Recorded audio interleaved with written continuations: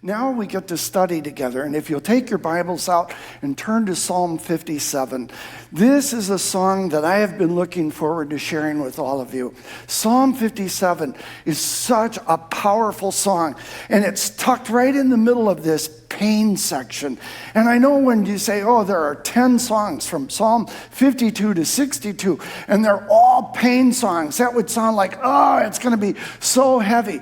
But it's not heavy. It is powerful. There are some great principles and lessons that God wants to teach us for the painful times in our lives. And today, I'm sharing with you today, this is one of the most meaningful of the songs that we're going to see. And the challenge of this song is the challenge for every one of our lives. David writes in Psalm 57, "Have mercy on me, my God. Have mercy on me, for in you I take refuge.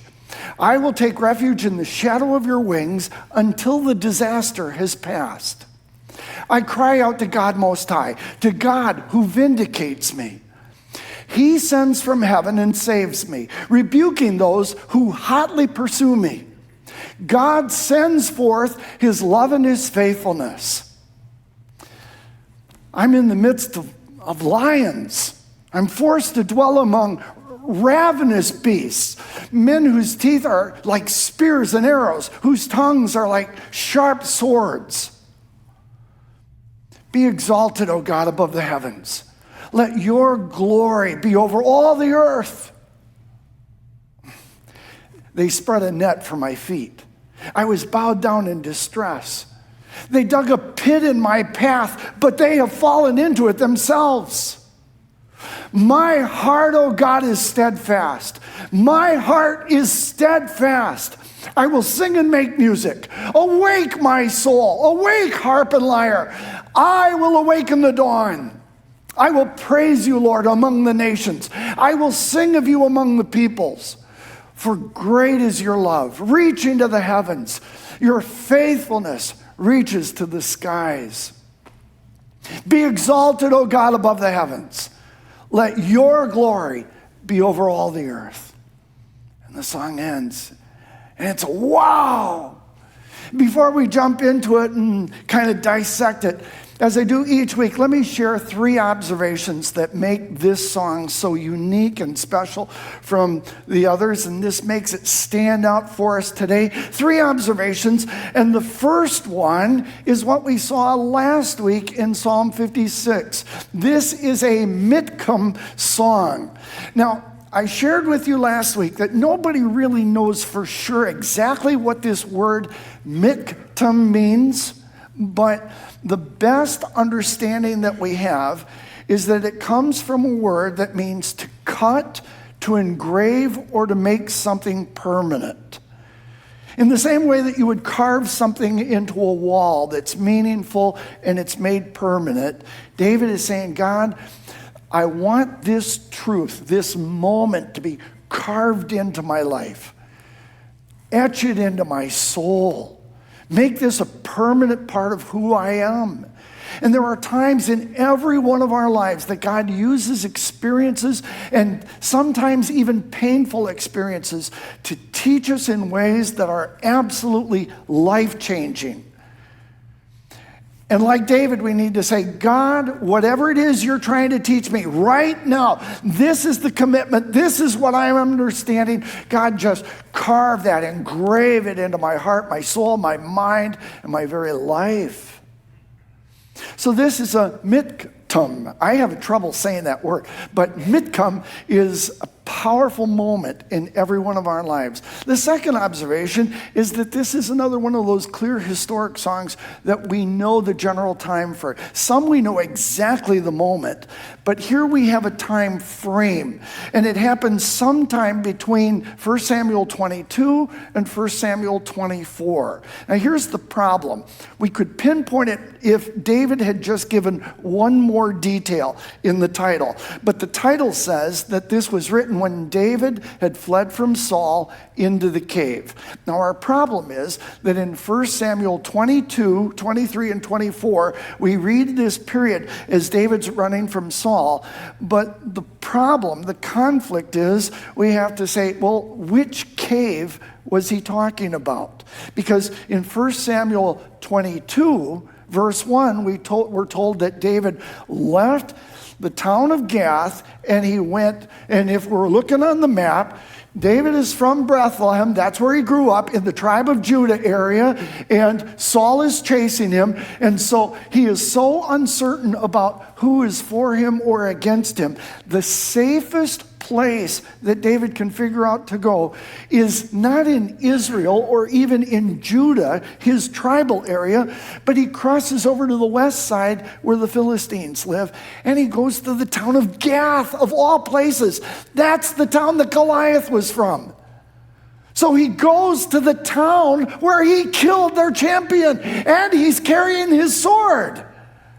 And now he's in Gath. Everything's going against him. He pretends he's crazy, and they let him go, and then he runs and he hides in the cave of Adullam. Now, Adullam is the one that he's writing about in 1 Samuel 22, verse 1. But then after he leaves Adullam, he runs over onto the other side, to the east coast of Israel, and he goes to the cave of En-gedi. And in 1 Samuel 24, the first couple verses, we're told that as he and his men, now, while he's in Adullam, he's alone, but that's when his family and other people from Judah start to come to him and say, we're going to be with you, we'll be loyal, we'll fight for you. And so the whole group goes over in chapter 24 to En-gedi. And that's the story where Saul and the army are looking for David, and Saul says, I got to go to the bathroom. This literally, I got to go to the bathroom. He goes into the cave, not realizing that David and his men are hiding in the same cave. And David comes over while Saul is relieving himself, and he cuts the corner of the robe off. And so expositors and scholars are left to say, okay, which one of these caves was David in when he wrote Psalm 57? Now, as you look at the circumstances of his life and what he's writing about, I really believe that it was in the first cave, in Adullam, that he wrote this song. He's still alone. He's just left Gath. He has some downtime just to pray and to work through this in his heart before everybody comes and they're dealing with the En-gedi situation. So obviously it's just a kind of a guess, but I think if I had to make a choice, I would say he probably wrote this right after leaving Gath in the first cave in chapter 22. Now, if you were to go today, this is a picture of that area where the cave of Adullam is. This is the mountain where Adullam is, and somewhere on this mountain in the middle of the picture would be that cave where David was hiding. Now, not only is this a historic song, but the third thing that I think is really important for you to know is that this is Steve Miller's favorite song, all right? Now, I'm serious.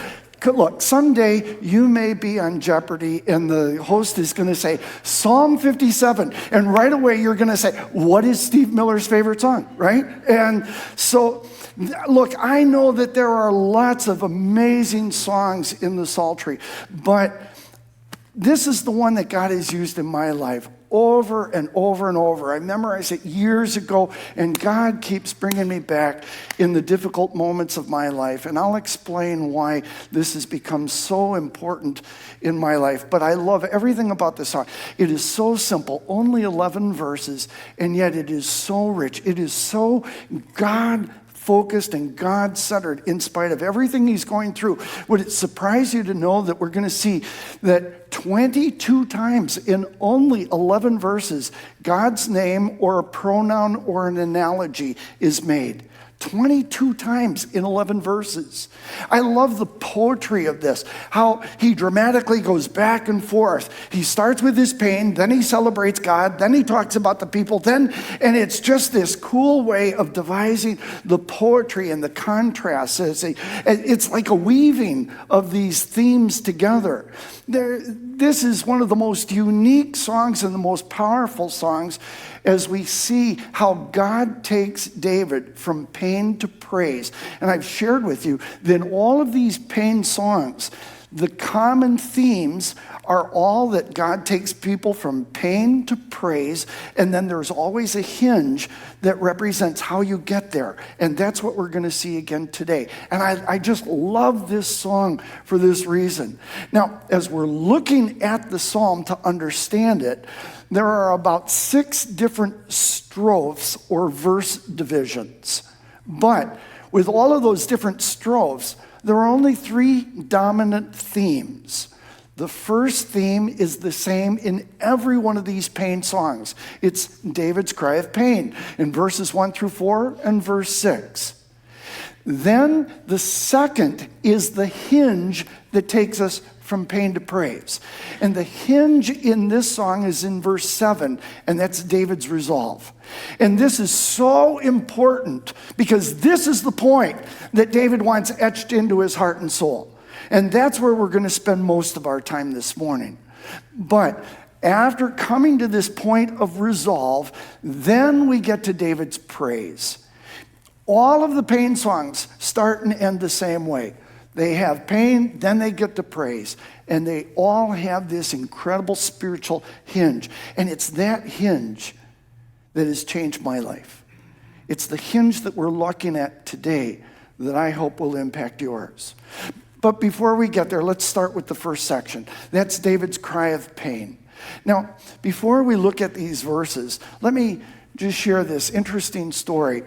In 1912, when Ernest Shackleton was preparing for his just land-breaking exploration to the Antarctic, it said that he put an ad in the English newspapers looking for a crew. And the ad said this: men wanted for hazardous journey. Small wages, bitter cold, long months of complete darkness, constant danger, safe return doubtful, but honor and recognition in case of success. How many of you would have wanted to answer that ad, huh? Hey, there's a job open for anyone who wants to die, anyone who wants to get lost or spend months in darkness. But if you come back, there's going to be success and honor and recognition. And he was able to put a crew together. It was the Endurance, the name of the ship was the Endurance as it went down to the Antarctic. But I think about these words, and I think, if God said to David, David, I'm going to make you king of Israel, but before that happens, here's the job description. Hazardous journey, small wages, bitter cold, long months of darkness, constant danger, and you may not think you're going to live through this. You want the job? I wonder if David would have had second thoughts and go, oh man, do I really want to be running for my life for the next couple of years? Do I really want to be living in caves? Do I really want to be hunted and never know where the next meal is coming from?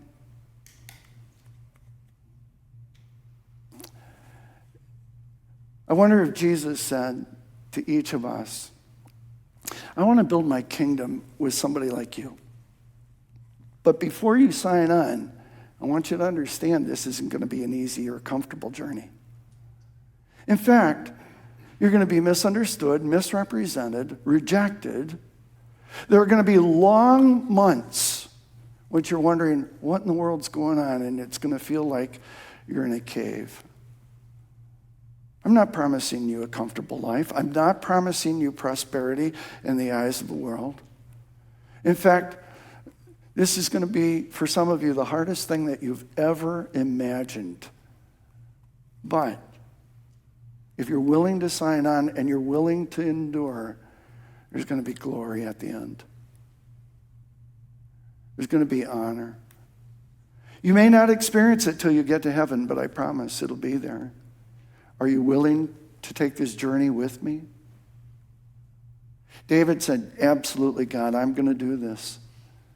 And for each of us who, like David, say, yes, I'm willing to give up everything. I'm willing to accept the rejection and the ridicule. I'm willing to accept the hardships of this journey. We find ourselves just like David in a difficult place at times. And David is confused. He's struggling. He's hungry. He's cold. He's hiding in a cave. And he knows that Saul and the army and even some of his own tribal people are hunting for his life. And he cries out to God. And it's not just a simple request. It is an imperative. Have mercy on me, my God. Have mercy on me. For in you I take refuge. And this is really important. If you're taking notes, underline the in you. Because David is hiding in a cave, but he doesn't consider the cave his refuge. The only real refuge is in God himself. He says, God, I'm trusting in you. I'm hiding in you. I'm going to take shelter in your wings, in the shadow of your wings, until this disaster is past. And friends, I cannot tell you how many times God has used this verse. And I am not kidding you. Years and years ago, I memorized these verses. And there are times when I feel like I'm in a cave. And things are happening that are out of my control, that I don't understand, that are painful. And I just say, have mercy on me, God, have mercy. I'm going to take refuge in the shadow of your wings until this disaster has passed.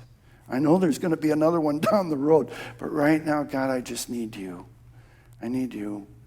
And I love this analogy, this metaphor of hiding in the shelter of God's wings. God is not a bird. He doesn't have literal wings, but he uses this metaphor to help us understand the protection and the love that's represented by a bird that covers its chicks in its wings. It's the same picture that David used in Psalm 17:8 when he said, God, hide me in the shadow of your wings. This is such a powerful picture of protection and love that even Jesus used it in the New Testament when he was coming to Jerusalem, that last time he was celebrating the Passover with only a couple days before he would die. And as he's crossing over the Kidron Valley and he looks at the city of Jerusalem, he almost collapses in tears. And he sobs and says, oh, Jerusalem, Jerusalem, the city that kills the prophets and stones God's messengers. How often have I wanted to gather your children together as a hen protects her chicks beneath her wings, but you wouldn't let me. Wow. But for those who do, for those who are willing to find shelter and covering and protection in the Lord in these cave moments of our lives, God says, I will pour out mercy. I will pour out grace in your life. And David now, and I love the style of poetry. Remember that everything in Hebrew poetry is based on the concept of parallelism, where there's a statement and then the restatement. And one of the key forms of statement, restatement is where the statement is made and then it's enhanced in the next statement. He says, oh God, I'm crying out to you. I'm looking to you for refuge. I'm looking to you for shelter. But then he pushes it even farther. Not just, oh God, but now I cry out to God Most High. And in the Hebrew language, it's the name of God here is Elohim Elyon, the transcendent one. God Most High, God who is above all of creation, and even more, who is above all of the circumstances of our lives. No matter how painful, no matter how confusing, no matter how difficult, God is bigger than that moment. To God who vindicates me. Now, the word vindicate is a really important and big word in the Hebrew language. It's the Hebrew word gamar, and it literally means to bring to a good end. Now, this is the challenge, and I've shared this with you several times. Whenever you're translating from one language to another, there are always two key issues that have to be addressed by the translator. The first one is, how literal are you going to be in the translation? The challenge with that is that every language has certain words where there's no equivalent in another language. And it doesn't matter if you're going from English to Spanish, Spanish to German, German to French, Hebrew to any other language. And in order to be literal, you struggle because there's no equivalent word in the second language. Or there are idioms, these little sayings that we have, that there's no equivalent or it's hard to translate. And so when you're dealing with the issue of how literal you should be, then you have the second issue of how do we make this readable or understandable? And so when you come across a word like gamar, that is a big, powerful word that literally means to bring to a good end, the translators not just translate literally, but have to interpret it in order for us to be able to understand it in our language. And so as you read through all the different translations, the translators have tried to take this word gamar and put it into something that is the moral or literal equivalent of what it means to bring to a good end. That's why in several of the major translations, like now in the 2011 NIV, it's God who vindicates me. But when I memorized this, I memorized it from the 84 NIV, and along with the 84 NIV, the New Living Translation and the Christian Standard Bible says, I cry out to God Most High who fulfills his purpose for me. See, all the purposes of God are good. Paul writes and says that everything that happens in our life is for our good and God's eternal glory. And so he brings us through these circumstances to fulfill his good purposes. Or in the New American Standard Bible, it says to accomplish all things for me. I cry out to God who accomplishes everything that needs to be done in my life. Or in the easy to read version, which several of our people are very familiar with, I cry out to God who takes care of me completely. The God's Word translation says God who does everything for me. And so when you're looking at this word gamar, I cry out to God who gamars me. We can see everything that's represented in these various translations. Whatever is happening in my life, whatever difficulty, whatever struggle, whatever conflict I'm going through, God is at work in this moment. He is working his eternal goodwill in my life, and sometimes he uses painful moments to accomplish his purposes. And he always brings me through them. He's promised he'll never leave me, he'll never abandon me, he'll always carry me through to his completion end. And he does this for me. And so every one of these translations are excellent and good in fulfilling the purpose of the word gamar. But each one of them kind of bring out a different aspect. And to the believer, God is saying, look, it doesn't matter what you're going through. It doesn't matter how confusing, how painful, what the struggle is. I'm at work in your life right now. I am at work, and I am going to keep working. I'm going to be there with you, and I'm going to use this, and I'm going to bring you through this, and you can trust me. You can trust me. You can trust me. Paul says, believers, this is the New Testament equivalent of what David is writing about in Psalm 57. I am confident, I am certain that God who began the good work within you will continue his work until it's finally finished on the day when Christ Jesus returns. So God's at work in your life right now. He's at work in my life, and he's saying, here's what I want to do. I want to take you and I want to transform you. from that old person that you once were to the very moral image of Christ. I want to create a life of absolute dependence on me. And so in order to do that, here are some of the things that are going to be happening. And in the moment, it may not make sense. It may feel like you're hiding in a cave. God says, don't worry, I'm in the cave with you. And you're saying, oh, God, this is so challenging. It's so hard. It's a work problem. It's a health problem. It's a finance problem. It's a relational issue. Oh, God. And God says, I'm using this moment in your life. You may not fully understand or even appreciate it in this moment, but you can trust me. You can trust me. You can trust me. And David says, oh, man, here's what it feels like to be me right now. I'm lying down. And it's such an interesting word when he says, I am in the midst of lions. It literally says, I'm lying down in the middle of lions. I can't even stand up. Ever watch one of those nature shows where there's a lion and it's got its prey, and this prey is just on the ground and lions come at it? David says, that's exactly, I don't even have the strength to stand up right now. And I feel like I'm laying on the ground and the lions are coming at me. I am forced into this moment, surrounded by ravenous beasts, people whose teeth are like spears and arrows, whose tongues are like sharp swords. Maybe you've been in that kind of moment.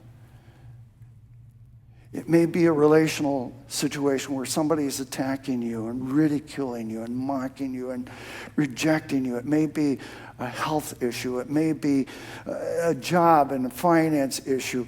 But you just feel like everything's attacking you in this moment, and there's nothing you can do. And you just have to lay down and take it. And yet David, in this moment of absolute helplessness, turns this from a focus on himself to a focus in celebration of God. He says, it's because in this moment that I cry out to God Most High, who hears me and responds. He, God, sends from heaven and saves me. God pours out mercy. God pours out grace to carry me through. And he rebukes those who hotly pursue me. Again, this is an interesting word in the Hebrew language. It is a word that literally means hounding. God deals with those people who are hounding us. And he sends forth his hesed. And the word hesed is the covenantal love of God, the merciful love of God. David says, oh, God, thank you for hearing my prayer. God, thank you for intervening. God, thank you for stepping out of heaven into this moment with me. And because God does this for David, it brings David from this moment of praise or pain to resolve. And this is the real heart of the song. Yes, every part of the song is filled with beauty and majesty, but the real point that makes this a miktam song is David's resolve. Because of what God is doing, David says, God, here's the part that I want you to literally carve into my brain, my soul. I want you to make this a reality that lasts for the rest of my life. And it is his resolve. My heart is steadfast. The Hebrew word there, kun, literally means to be firmly established. He says, my heart is fixed. My heart is confident. And he doesn't just say it once. He says it twice to make it even more emphatic. My heart is steadfast, oh God. Oh, my heart is steadfast. Oh, I get so excited. Let me go get back up to it. Boy, this is the great challenge. This is the verse that God has brought me back to time after time after time. When everything in me just says, I am tired of this. I want to run. I want to walk away. And God says, Steve, do you really want to run? And I just say, no, God, I don't understand what you're doing. It's not fun. It's not comfortable. It's painful. I feel like I'm in a cave right now. There's nothing I can do, but I'm not going to run. I'm going to be committed. I'm going to be faithful. My heart is fixed. That's the real essence of what faith is all about. Real faith. I love what Oswald Chambers wrote when he said, faith is a deliberate confidence in the character of God whose ways you may not understand at the time. And let's be honest, there are plenty of times in every one of our lives that God is allowing things that are difficult, painful, confusing. It doesn't make any sense to us in the moment. But if I have real faith, I say, God, I believe in you. I trust you. That was the Midcom moment for David in Psalm 56. In the middle of his pain, he said, God, I'm going to trust you. And when none of this makes sense, I'm still going to trust you. The Midcom moment of Psalm 57 is, not only am I going to trust you, but I'm committed. I'm steadfast. I am fixed. I am not going to run. I am not going to run. Wow. Wow. Today is big day in America, right? Super Bowl Sunday, where most of us are going to go home and watch the big game today. I was looking online yesterday, and I thought it was interesting. Today, more than 100 million people will watch the Chiefs beat the Buccaneers at the Super Bowl. Look, I am not even a football fan. I'm not a sports person. I don't even watch football. I can't name 10 people who are playing football this year professionally. But I do like a good story, and more than the football game, this is a good story. It's the old lion against the young one. Is Brady going to be able to pull this off one last time, kind of thing? I love that kind of story. I'll watch the game today, and I can't remember watching the Super Bowl for the last probably 10 years, but I'll watch today just because I want to see if Brady's going to pull this off. All right? Now, yesterday, as I was looking at some of the stats to find out how many people watched the team, I came across an article from NBC on Yahoo Sports, and I love this title. It says, at the football game today, the official attendance is expected to be 25,000 fans, and 30,000 cardboard cutouts. What? So what they're going to do is every couple chairs, they're going to put a cardboard cutout that looks like a person. And that's so that when they show the stands, they aren't going to be half empty. Can you imagine the commentators as they're fanning across? Oh, that's a real person. That's a cutout. That's a real person. I'm not sure about that one. Is it real cutout? And I was laughing about that, and I thought, can I just be honest with you? That's what the average church looks like today. In every church, there are some people who are absolutely committed, fully devoted followers of Christ. But the truth is that every church is filled with people also who are just fans. Just fans. They love the show. They like the music. They like the celebration. They like the people. But when all of a sudden something happens that doesn't make them happy, they're the first to walk away. I'm going to quit my area of service. I'm going to just walk away and find another church. Something happens, I'm just checking out. And even worse than just the fact that churches have fans, churches also have people who are just cardboard cutouts.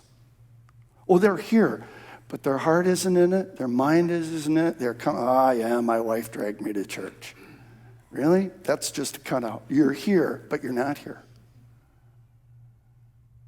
Oh, I'm here because my parents made me come. You're here, but you're not here. You're cut out.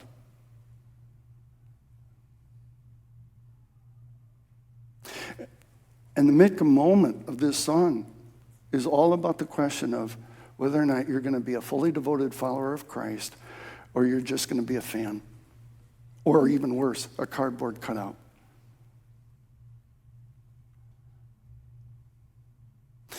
This is the point that God has used in my life over and over and over. Steve, are you going to be a follower or are you going to just be a fan? Kyle Idleman, in his book, Not a Fan, defines this so clearly when he says, the biggest threat to the American church today is fans who call themselves Christians, but really aren't actually interested in following Christ. They're just fans, or even worse, cardboard cutouts. They want to be close enough to Jesus to get all the benefits, but not so close that it requires anything from them.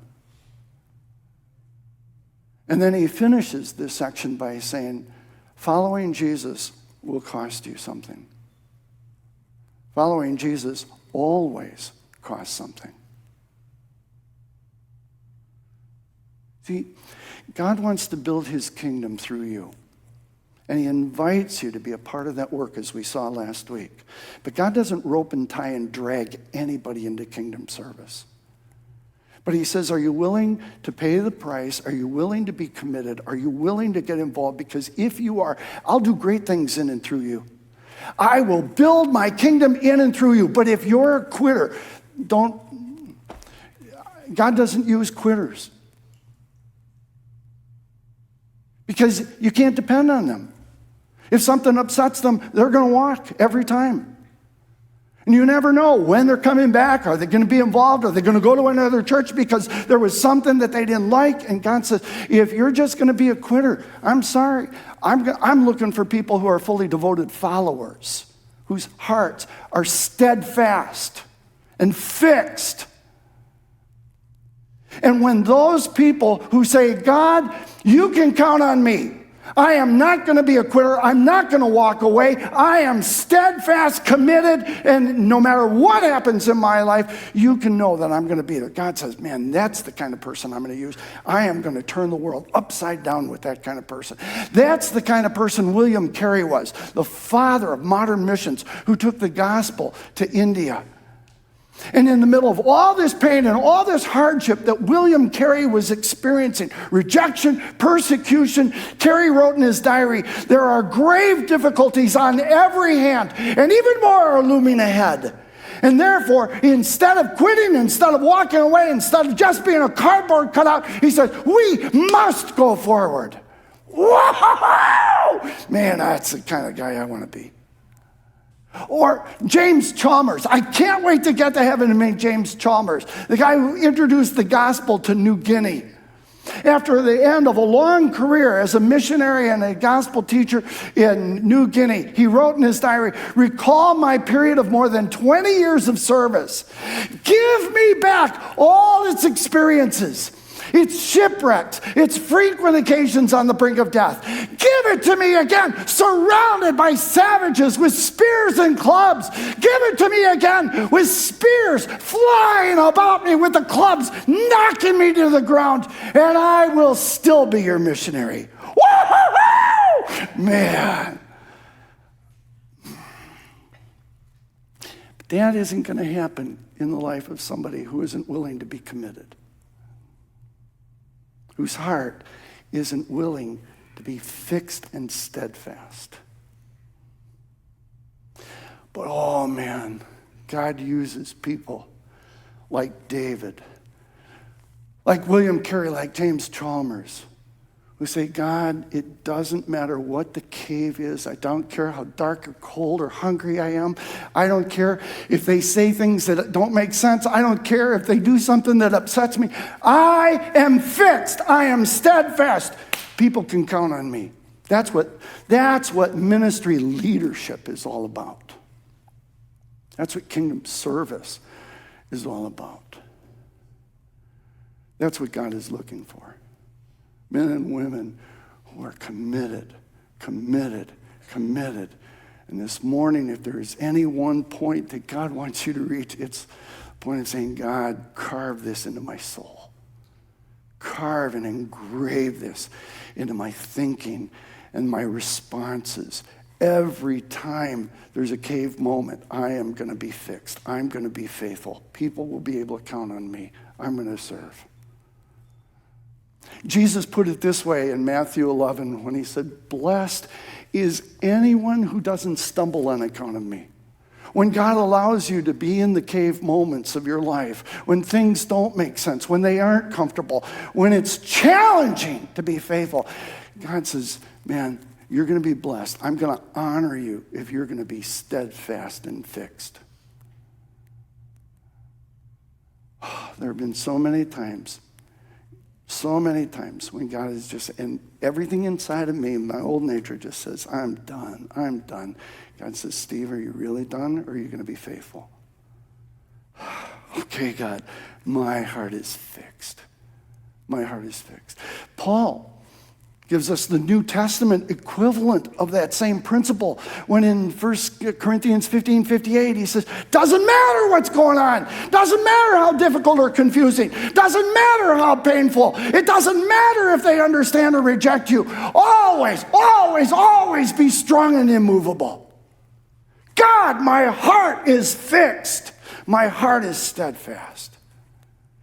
Francis Chan summarizes this whole principle when he says, look, when you come to Christ and you say, God, I'm going to follow you, he doesn't give us the option of saying, well, I'll give you my Sundays, but I'm not going to give you my Saturdays. I'll give you my this, but I'm not going to give you my wallet. I'm going to give you this, but I'm not going to give you. And Chan says, look, when you come to Christ, he wants all or nothing. We don't have the option of picking and choosing. When we come to Christ, he wants all or nothing. The thought of a person calling himself a Christian without being a devoted follower is absolutely absurd.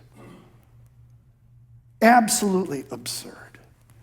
And when you and I come to this point, and this becomes the Mitcom moment for me, God, engrave this, carve it into my mind, carve it into my emotions, carve it into every part of me. I am going to be committed. I not only will trust you from Psalm 56, but I will be committed and steadfast in Psalm 57.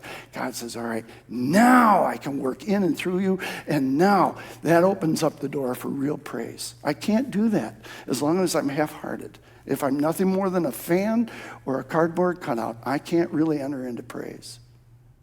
Well, I can sing because I like the song, but real praise that celebrates the character of God and God's working in my life, that only comes when there's a commitment of resolve. And so now, having that resolve as the hinge to take him from pain to praise, David says, and this section is so interesting, it starts and ends with the same words. In verse 5, be exalted, O God, above the heavens. Let your glory, and the word glory is an interesting word in the Hebrew language. It just means weight. Let the weightiness of your character, the weightiness of your excellence, the weightiness of everything you are, let it just fill and saturate everything. The heavens, the earth, my life, everything. And then he pushes even farther and says, this is what my celebration and praise is going to look like. I'm going to sing and I'm going to make music. And I'm not just going to do it occasionally. It's going to start my day as well as end it. I'm going to wake my soul. Awake, harp and lyre. Awaken, I will awaken the dawn. I will praise you, Lord, among the nations. I'm going to sing of you among the peoples. And why am I going to do this? Because great, great, great is your hesed. And the word hesed is the covenantal love of God. The great, merciful love of God, that eternal love that just pours out his presence in my life. Ah, God, your mercy and your hesed love is so great. It reaches to the heavens, and your faithfulness, the word faithfulness is the same word as truth. It represents the righteousness of God. Your righteous character saturates everything. Everything. And because that's true, again, now the restatement, and again, it's that Hebrew poetry where you have a statement and a restatement. Verse 5 is the statement. Verse 11 is the restatement and the capstone. And God, in this moment of praise and celebration, I want you to be exalted. I want the heavens to be filled with your glory and all of the earth too. Oh, wow. Let me pull all of this together by sharing with you. You know, when I was a kid growing up, I loved reading the Peanuts cartoons. I'm not kidding you. I every time another book came out, they used to have little paperback books that were collections of all the Peanuts cartoons. I would buy those up. I loved reading them. And one of my favorite Peanuts cartoons is a 4-panel thing where Lucy and Linus are talking to each other. And here they are, it's raining outside, just pouring down. And Lucy says to Linus, boy, look at it rain. What if it floods the whole world? And in the next pane, Linus responds to Lucy by saying, it will never do that. In the 9th chapter of Genesis, God promised Noah that it would never happen again. And the sign of the promise is the rainbow. In the next panel, Lucy says to Linus, oh, you've taken a great load off of my mind. And then the final panel, Linus says, sound theology has a way of doing that. I love that. I love that. Look, today, it may feel like it's raining and you're in the middle of the storm. Today, you may feel like you're in the cave with David. Sound theology, if you're in that cave moment, if you're in the middle of the storm, sound theology says, you're not alone in that cave. God is there with you. Sound theology says that in all of this craziness of your life right now that doesn't make sense, it's so uncomfortable, and you're so misunderstood, sound theology says God is using this moment for your good and his eternal glory. Sound theology tells us that when we feel so overwhelmed and it feels like it's never going to end, sound theology says this is just temporary. Just a moment. And it's going to be over. God's going to bring you through this, and it's going to be a good end. Sound theology says that even if I don't get it in this life, one day I'm going to be able to look back through the eyes of eternity and see how all things work together for good in my life and for the honor and glory of God. And it's going to be okay. Sound theology has a way of doing that. And my prayer for you is that today this will be a Mitcom moment, and if you're one of those people who's been a fan instead of a follower, or even worse, a cardboard cutout, that you're going to say, today, God, I am determining to make this a Mitcom moment in my life. I want you to carve a spirit of commitment and steadfast, fixed followership into everything that I am and everything that I do, so that when others look at me, they're going to say, now there is a true follower of Jesus. Amen? Let's pray. Father.